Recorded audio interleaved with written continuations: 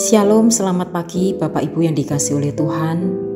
Sungguh bersyukur hari ini kita diberi kesehatan dan kekuatan untuk menjalani hidup kita sepanjang hari ini. Sebelum kita membaca dan merenungkan firman Tuhan, mari kita berdoa. Tuhan, terima kasih hari ini kami mau membaca dan merenungkan firman-Mu. Tuhan, tolong setiap kami agar kami boleh membaca, mengerti dan melakukan firman-Mu di dalam hidup kami sepanjang hari ini. Di dalam nama Tuhan Yesus kami berdoa dan memohon. Amin. Firman Tuhan diambil dari Filipi 2 ayat 4 dan 5 yang berbunyi demikian. Dan janganlah tiap-tiap orang hanya memperhatikan kepentingannya sendiri, tetapi kepentingan orang lain juga. Hendaklah kamu dalam hidupmu bersama menaruh pikiran dan perasaan yang terdapat juga dalam Kristus Yesus. Sampai di sana pembacaan firman Tuhan. Bapak, Ibu dan Saudara yang dikasihi oleh Tuhan, terlibat dalam suatu konflik itu mudah, tetapi menyelesaikannya merupakan suatu tantangan. Lalu bagaimana cara kita menyelesaikan sebuah konflik? Pertama-tama kita harus mengakui bagian kita dalam masalah tersebut. Kemudian kita perlu mendengarkan rasa sakit dan sudut pandang orang lain.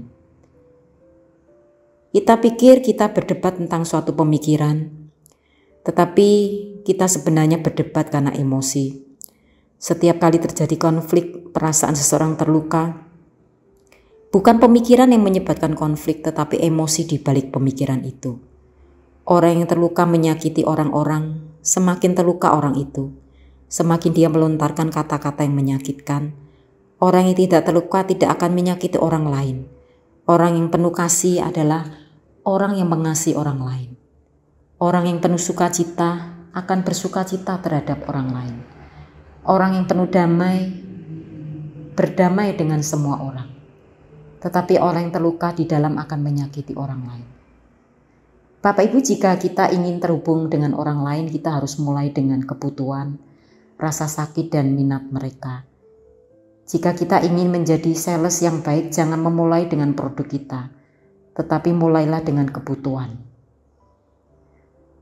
Bapak Ibu dan Saudara yang dikasihi oleh Tuhan, jika kita ingin menjadi profesor atau pendeta yang baik atau apapun, mulailah dengan kebutuhan. Filipi 2 ayat 4 dan 5 mengatakan, dan janganlah tiap-tiap orang hanya memperhatikan kepentingan sendiri, tetapi kepentingan orang lain juga. Hendaklah kamu dalam hidupmu bersama menaruh pikiran, perasaan yang terdapat juga dalam Kristus Yesus. Apakah kita seringkali terlalu sibuk berusaha membuat orang lain melihat posisi kita sehingga kita tidak mendengarkan mereka?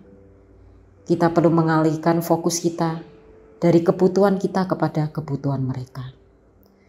Penyelesaian konflik dimulai dari cara kita memandang situasi. Bapak Ibu, kata memperhatikan dalam Filipi 2 ayat 4 berkata dari kata Yunani skopio. Kata benda terkait skopos adalah asal kata mikroskop atau teleskop. Skopio berarti mengarahkan mata kita pada sesuatu. Dengan kata lain, fokus. Ayat berikutnya mengatakan kita harus menaruh pikiran dan perasaan yang sama seperti Yesus. Kita paling mirip dengan Yesus ketika kita berfokus pada rasa sakit orang lain dan bukan pada rasa sakit kita sendiri. Sebuah pepatah mengatakan, berusahalah untuk mengerti sebelum berusaha untuk dimengerti. Ketika kita berfokus pada kebutuhan orang lain, bukan pada kebutuhan kita sendiri, kita akan bisa lebih mengerti situasinya dan bergerak maju untuk menyelesaikan konflik kita.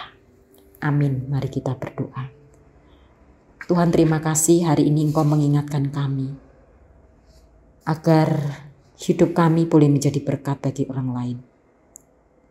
Kami sadar bahwa dalam kehidupan kami tidak terlepas dari pergumulan, masalah, ataupun konflik. Tetapi kami mau belajar untuk memperhatikan kebutuhan orang lain, bukan hanya kebutuhan kami sendiri. Agar kami boleh lebih mengerti orang lain daripada mengerti diri kami sendiri. Biarlah Tuhan, kehadiran kami sebagai anak-anak-Mu boleh mendatangkan damai sejahtera bagi sesama kami. Di dalam nama Tuhan Yesus kami berdoa. Amin.